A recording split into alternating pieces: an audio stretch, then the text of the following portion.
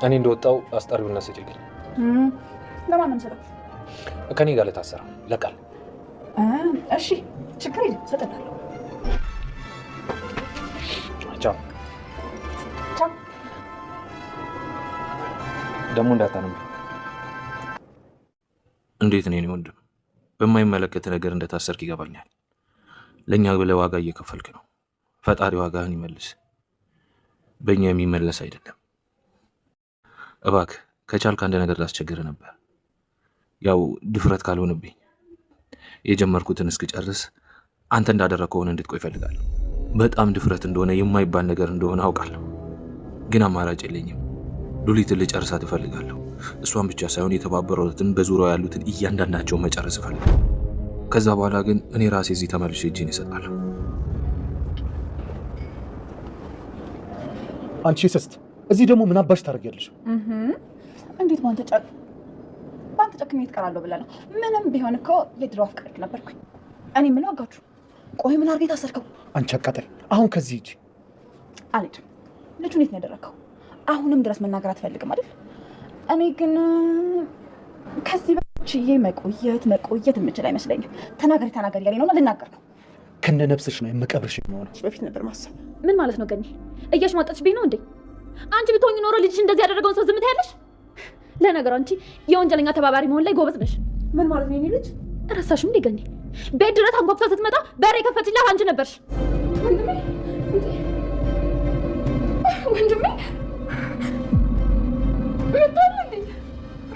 ወንድሜ መጣ። ቆይ እንዴት ነው የለቀቁ? ኤፍራታ ያስለቀቀች?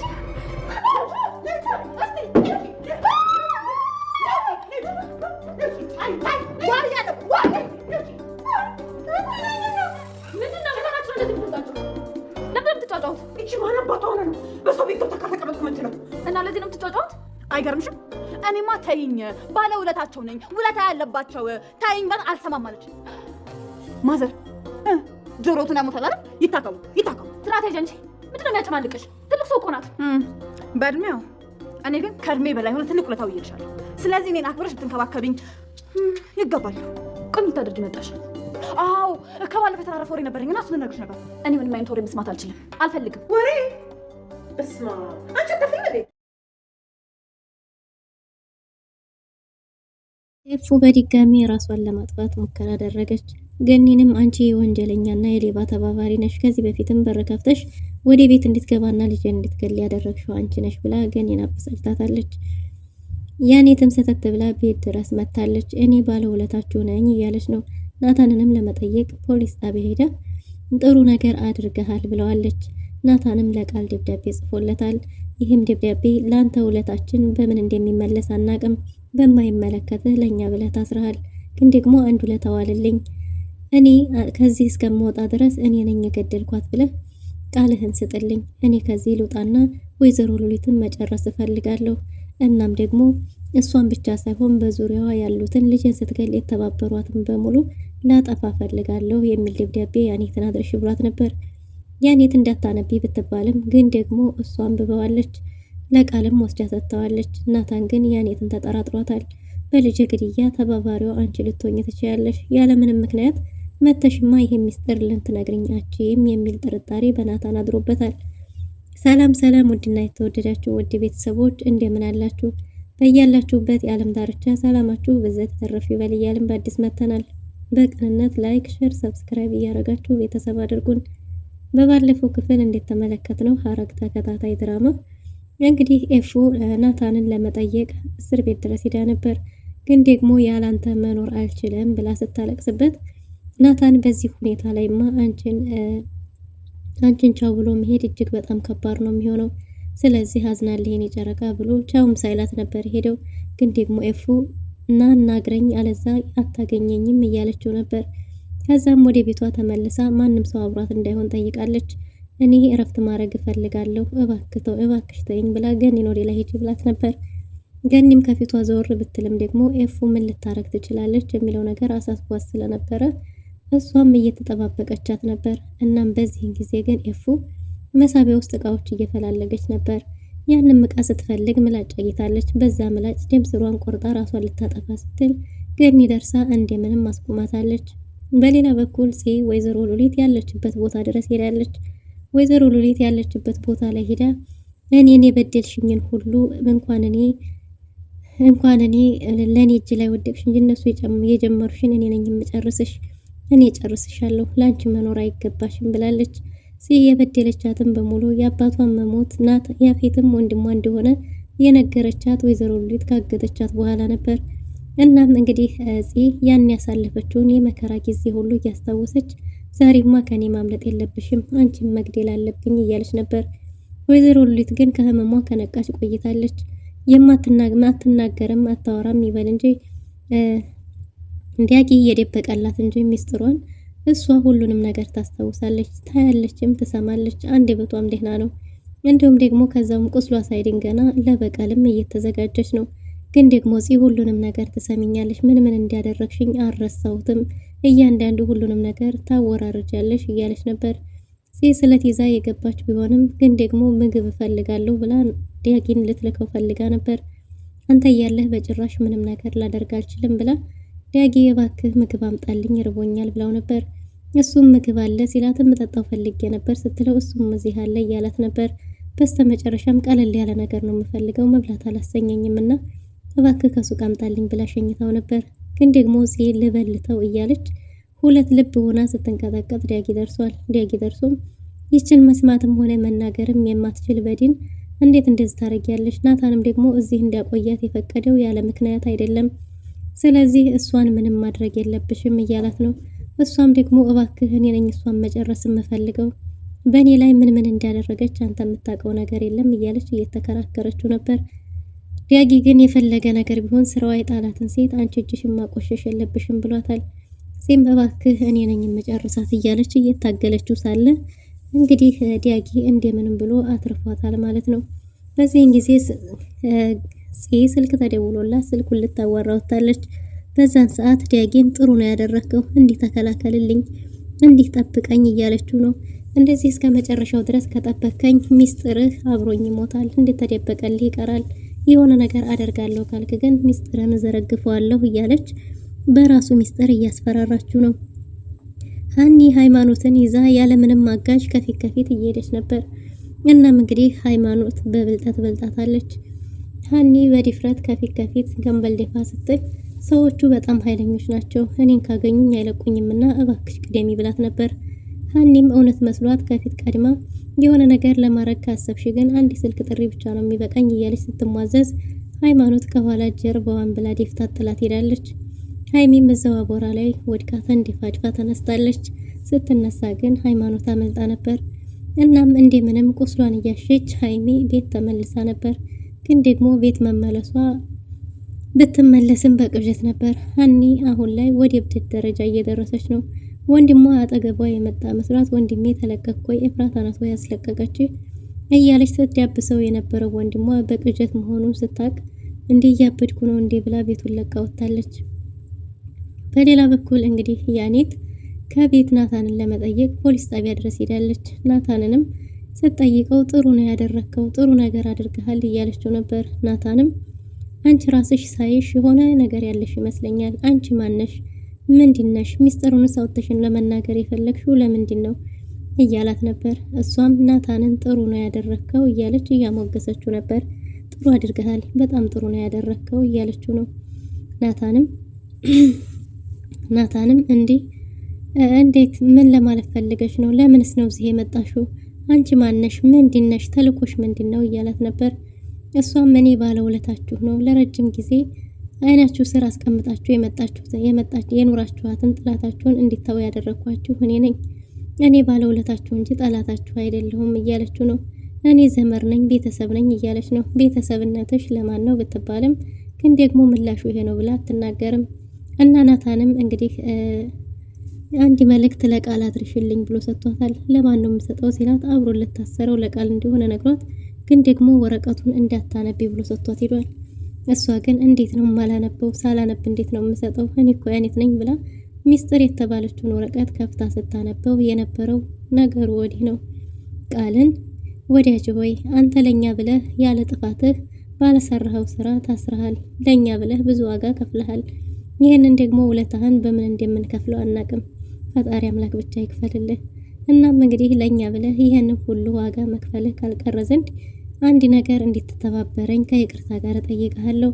ይኸውም እኔ ከዚህ መውጣት እፈልጋለሁ። አንተ እኔ ነኝ የገደልኳት ብለህ ቃልህን እንድትሰጥ እፈልጋለሁ። አንድ ጊዜ አንድ ነገር አሳክቼ ከዛ በኋላ ግን እኔ ራሴ በፍቃዴ መጥቼ እጄን እሰጣለሁ። በራሴ ላይ ራሴም እመሰክራለሁ። ግን ደግሞ አሁን ይህን ነገር ለማሳካት ያንተ ቃል ያስፈልገኛልና እባክህ ከይቅርታ ጋር ይል ነበር። ሉሊትን መጨረስ እፈልጋለሁ። የልጅን ገዳይ እሷን ብቻ ሳይሆን የእሷን ተባባሪዎች በሙሉ በዙሪያዋ ያሉትን ይህን ነገር ስታረግ ያገዟትን በሙሉ ማጥፋት እፈልጋለሁ እና ሉሊትን ጨርሼ እስከመመለስ ግብረ አበሮቿን ጭምር እስከዛ ድረስ አንተ እኔ ነኝ ብለህ ቃልን ሰጥተህ እንድትታሰርልኝ፣ ከዛ በኋላ ግን እኔ ራሴ የእጇን ዋጋዋን እኔ ራሴ በራሴ ላይ መስክሬ እጄን እሰጣለሁ ይል ነበር። ያኔት ይህን ነገር ይዛ ካነበበችው በኋላ እንግዲህ መልእክቱን ለቃል አድርሳለች። ቃል ዘንድ ስትሄድ አንቺ ሰይጣን ምን ልታረጊ መጣሽ ቢላትም እሷም ደግሞ ሚስጥሩን ለመናገር ጫፍ እንደደረሰች ተናግራለች። እሱን ያደረግሽ ቀን እኔ ራሴ እቀብርሻለሁ ብሏት ነበር። እሷም መጀመሪያ ከዚህ ውጣና ከዛ በኋላ እኔን ትቀብረኛለህ፣ እኔ ግን ለመናገር ዳርዳር እያለኝ ነው ብላ እየተሳለቀችልበት ነበር። ቃልም አንቺ እኮ ሰይጣን የሚቀናብሽ ሰይጣን ነሽ ባላት ጊዜም እና ታዲያ እኔ አቅሙ ያለኝ ይመስልሃል? ይህን ሁሉ ቤተሰብ እንዲህ እንዲተራመስ ያደረገው ማን ይመስልሃል? እኔ እኮ ነኝ። ስለዚህ አንተ ከዛ እስከምትወጣ ድረስ ብዙ ነገር ማድረግ እችላለሁ። አታስብ፣ አንተ ስትወጣ የዛን ጊዜ ትገለኛለህ ብላ ተሳልቃበታለች። ቃልም አንቺ ማትሄጂ ከሆነ እኔ ራሴ መሄድ እችላለሁ ብሎ ጥሏል ሊመለስ ሲል ግን ደግሞ መልእክት አለ ብላ ሰጥተዋለች። ከማን ነው ባላት ጊዜ እንግዲህ ከናታን እንደሆነ ተናግራ መልእክቱን ሰጥታውና ተሳልቃበታለች። በምንድን የታሰርከው እያለችም ስትቀናጣበት ነበር። ቃል ደብዳቤውን ተቀብሎ ወደ ውስጥ ገብቷል። ደብዳቤው ምን እንደያዘም ገልጦ አላየውም ነበር። ያኔት ከዚህ ሁሉ ወከባ በኋላ ደግሞ ሰተት ብላ ወደ ኤፉ ዘንድ ሄዳለች። ኤፉና ገኒ በሉሊት የተነሳ ተጣልተዋል። ኤፉ እንግዲህ ደም ስሯን አቋርጣ በድጋሚ ራሷን ለማጥፋት ወስናለች። በዚህን ጊዜ ገኒ እንደምንም ብላ አስቆማት ነበር። እናም እኔ ከዚህ በኋላ መኖር አልፈልግም፣ እኔን የሚያጓጓኝ መኖር የለም፣ በዛ ላይ ደግሞ ያለ ጥፋቱ የኔ ናታን እድሜውን ሙሉ እዛ እንዲያሳልፍ አልፈልግም እያለች ነበር። እናም ገኒ ይህን እኮ ማሰብ የነበረብሽ ድሮ ከእሷን ከመውጋትሽ በፊት ነበር። ምንም ክፉ ሰዎች ምን ክፉ ቢሆኑም ግን ደግሞ በእነሱ ልክ ዋጋ መክፈል የበለጠ ንጹሖችንም ይጎዳል፣ እድሜ ልክን ያሳስራል ብላ ለማስረዳት ብትሞክርም ኤፉ ግን እየተሳለቅሽብኝ ነው፣ ሙድ እያያሽብኝ ነው፣ እንዴት እንደዚህ ታረጊኛለሽ? አንቺ ብትሆኚ ምን ታረጊ ነበር? አንቺ የልጅሽን ገዳይ ዝም ብለሽ ትመለከቻት ነበር እያለች ነበር። እኔ የናታን ህይወት አንድም ቀን በሷ የተነሳ እዛ ጊዜውን እንዲያሳልፍ አልፈልግም እያለች ነው። ይህም መጀመሪያ ማሰብ እንደነበረባት ስትነግራት እጅግ በጣም ተናዳለች። ለዚህ ሁሉ ያበቃሽኝ እኮ አንቺ ነሽ፣ የሌባ ተባባሪ፣ የወንጀለኛ ተባባሪ፣ ደባቂ ሆንሽው እኮ አንቺ ነሽ። ከዚህ በፊት የቤዝን እናት እንደገደለቻት እያወቅሽ ሚስጥሩን ደበቅሽላት። አሁንም ደግሞ በር ከፍተሽ ያስገባሻት አንቺ ነሽ። ይሄ ሁሉ ነገር የሆነው በአንቺ ነው። ከአጠገቤ ሂጅልኝ ብላ ኤፉ እየጮኸች ነበር።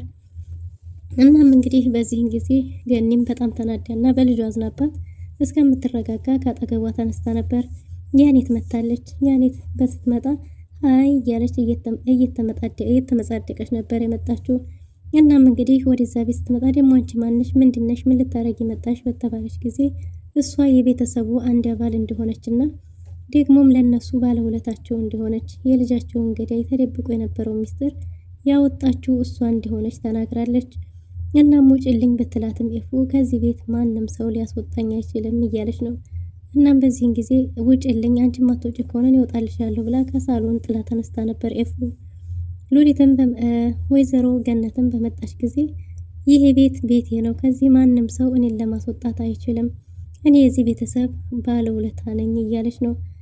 ገኒም ቤቱን ለቀሽ ውጪ ብትላት እምቢ ስትላት እንደዛማ ከሆነ አሳይሻለሁ እንዴት እንደምትወጪ ብላ እንግዲህ በመጥረጊያ እያሯሯጠች ነበር። ገኒ ግን ደግሞ ጭራሽ እሷንም በመከዳ እየወረወረች ትመታት ነበር። በስተመጨረሻም ቤቱ ጫጫታ ብቻ ሲሆን ኤፉ ምን እያረጋችሁ ነው? ምንድነው እንዲህ የሚያጨቃጭቃችሁ? እያለች ነው። እንግዲህ ያኔት ገኒ መሳደብ ጀምራለች ማለት ነው። አንቺ ማንሽና ነው እሷን እንደዚህ የምትናገሪያት ብላል። ግን እንግዲህ ኤፉም ለገኒ ስትል ከያኔት ጋር ተጣልታለች። ያኔት ግን በፈጣጣው ከዚህ ቤት በጭራሽ አልወጣም ይመለከተኛል እያለች ነው። የያኔት ተልኮ ምን ይሆን? በሌላ በኩል ቢኒ እንግዲህ የእስከ ዛሬውን መደበቁን ትቶ አሁን በይፋ ለመጋፈጥ የደፈረ ይመስላል። ደብዳቤ ሰተት ብሎ እስከ ቤት ድረስ ለጽ ተልኮላታል። ጽ ቤት የሌለች ቢሆንም ቤቱን ጠብቅ የተባለው አቤል ድንገት ቤት በተቀመጠበት በሩ ሲንኳኳ በሩን ሊከፍት ሲሄድ አንድ ደብዳቤ አግኝቷል። ይህንንም ደብዳቤ ልክፈተው ወይስ ልተወው እያለ መላስ ሲመታ በነበረበት ጊዜ ባየውስ ብሎ ከፍቶ ሲያዩ ግን ከቢኒ የተላከ ደብዳቤ ነበር። ቢኒ እንግዲህ በፊት ጀምሮ እንደሚገናኙና እንደምታውቅ ይመስላል መልእክቱ። እባክሽ ዝምታሽ ምንድነው? ድምጼን ከሰማሽ በኋላ ስልኩን ዘግተሽው ከዛ በኋላ ምንም አይነት ምላሽ አልሰጠሽኝም። እኔም ደግሞ ድፍረቴን እንደምንም አሰባስቤና አይኔን በጨዋ ሰዓት ብሼ ይሄው ዳግመኛ ላንቺ መልእክት አስቀምጫለሁ። እባክሽ የኔ አበባ፣ የኔ ፍቅር፣ አፍቃሪሽ እስከ ዛሬ ድረስ በፍርሃት ተውጭም ቢሆን አንድም ቀን ስላንቺ ሳላስብና ሳላፈቅርሽ ኖሬ አላቅም። አሁንም ቢሆን በእርግጥ ድፍረቱ ባይኖርኝም የፊትሽ ለመቆም ግን እባክሽ ድምጽሽን እንኳን አሰሚኝ የሚል እንግዲህ መልእክት ነበር ማለት ነው። ይህም ባነበበ ጊዜ አቤልም እጅግ በጣም ተናዶና ተበሳጭቷል። ከዚህ በፊትም ይገናኙ ነበር ማለት ነው። እንዴትስ ድፍረቱን አገኘ ወደ እሷ ለመምጣት ብሎ ያለፉትን ጊዜያቶች እያስታወሰ አቤል ጽን ከኔ ማንም ሰው ሊነጥቃት አይችልም በጭራሽ እያለ ፊቱ ተራውጦ እጅግ በጣም አዝኗል። ጽም እንግዲህ አቤል አሁኑኑ ወደ ቤት እናያይ ብሎ ተደውሎላታል። ሀኒ ወንድሟ ከእስር ቤት የተፈታ መስሏት በቅዠት መንፈስ እንግዲህ ወንድሜ ማን ያስፈታ መጣልኝ ወይ እያለች ነበር። ግን ደግሞ እሱ ቤት አልነበረም። ሀኒ ያበደች ይመስላል። ውድና የተወደዳችሁ ለዛሬ ነበረን ቆይታ ይመስል ነበር። በቀጣይ እስከምንገናኝ መልካም ጊዜ